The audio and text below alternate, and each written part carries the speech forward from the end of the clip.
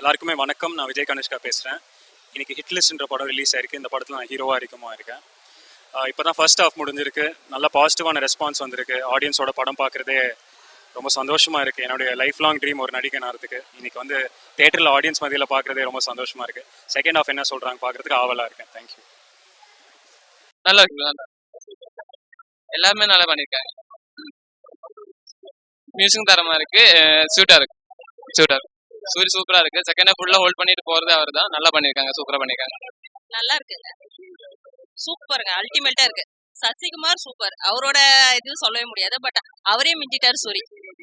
Super. இவன் songs அந்த அளவுக்கு ஒன்றும் பெருசா தெரியல.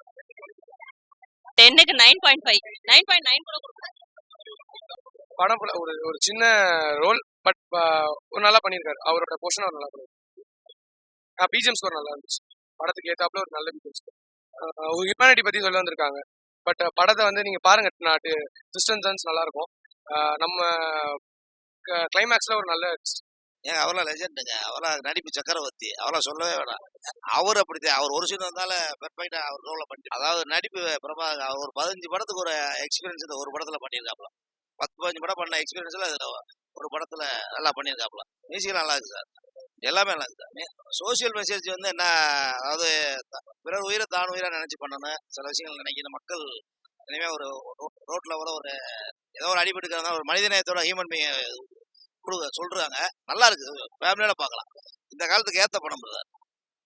நல்ல விஷயம். கொரோனால நடந்த சில விஷயங்களும் அதில் சொல்லியிருக்காங்க. நல்ல விஷயம். சூப்பரா இருக்கு படம். நல்லா அறிவு பண்ணுங்க. சூப்பரா இருக்கு.